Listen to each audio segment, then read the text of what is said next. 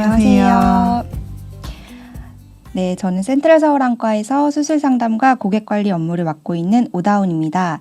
이번 영상은 김미진 원장님과 함께 센트럴 서울안과 직원분들이 평소 녹내장에 대해 궁금해하는 질문들로 Q&A 영상을 준비했습니다.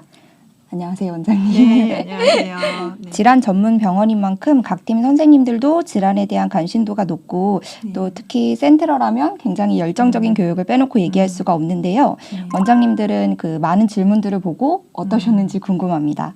일단 저희 병원 직원분들이 일반 환자분들이 궁금해하는 내용 말고도 이제 여러 가지 치료적인 부분에 대해서도 직접 옆에서 보고 있기 때문에 그런 치료 내용에서도 궁금한 게 많으신 것 같아요. 그래서 환자분들한테 듣는 내용보다 조금 더 심도 있는 질문들로 생각하시면 될 것 같습니다. 네. 네. 일단은 질문이 많아서 저희가 파트별로 나눠서 질문을 준비했습니다. 먼저 녹내장 위험 요인입니다. 네. 첫 번째 질문은 원무팀 질문인데요. 고도근시인 경우 녹내장 발병률이 높아지는데 이유가 무엇인가요? 라는 질문을 주셨습니다. 원장님 답변 부탁드립니다. 일단 녹내장의 위험 요인 자체를 좀 아셔야 될 것 같아요. 이 녹내장의 어떤 환자가 위험하냐, 이거는 결국은 녹내장이 생기기 쉬운 조건이냐를 봐야 되고요. 사실 제일 중요한 부분은 압력입니다. 그래서 이제 시신경이 버티기 어려운 그 수준의 높은 압력일 때 녹내장이 생기게 되고요. 그다음에 이제 그 높은 압력이라는 것 자체가 사실 사람마다 다 다를 수 있어요. 그래서 이 고도근시 환자가 왜 더 위험하냐, 이거는 이제 결국 그 높은 안압을 버티는 힘이 얼마나 다르냐도 볼 수가 있고요. 이 높은 압력이라는 게 결국 그 시신경 유두, 녹내장이 생기는 그 시신경 유두나 그 시신경 주변 조직의 상태에 따라서 결정이 되거든요. 그래서 뭐 나이, 근시, 유전, 인종 이런 게 다 작용을 할 수가 있고요. 이제 보통 정상이라고 하는 이 압력이 이 10에서 20mm 머큐리 정도까지를 정상이라고 얘기를 하는데, 이제 그 기준 자체가 이 녹내장이 없는 환자 기준입니다. 그래서 정상 환자의 정상 범위인 거지. 이제 우리나라에서 가장 흔히 생기는 형태의 녹내장인 정상안압 녹내장 환자에서는 그 정상 압력을 못 버티고 병이 생긴 거거든요. 그러니까 이제 결국은 녹내장이 생긴 특히 정상안압 녹내장 환자한테는 그 압력은 정상이 아니게 되고요.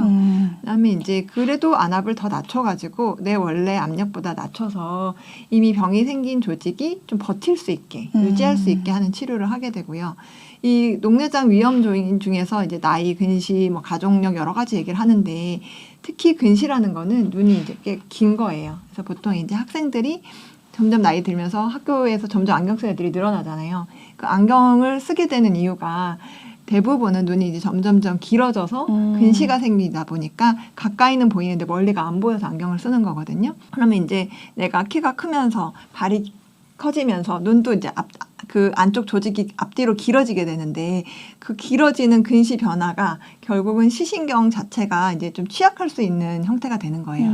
이 눈이 앞뒤로 길어지면 우리도 이제 풍선 안에 바람을 많이 채워놓으면 이제 풍선이 이게 쭉 팽창하면서 조직 벽이 얇아지고 그 풍선 벽이 얇아지고 뭐 풍선 꼭지도 이렇게 돌아가고 그럴 수가 있잖아요. 네. 그래서 이렇게 그 길어지는 과정에서 생기는 그런 변화가 시신경을 지지하는 구조물들이 이제 취약해지게 되고요. 안압이 상대적으로 많이 오르지 않아도 신경이 눌리면서 정상 안압 녹내장이 발생할 수 있는 거죠. 그래서 근시가 그래서 좀 더 취약하다, 이렇게 이해하시면 될 것 같습니다. 그러면 고도근시인 경우에는 사실 뭐 별다른 증상이 없어도 안과 검진이 중요하다고 그렇죠. 그런 생각이 드네요. 네.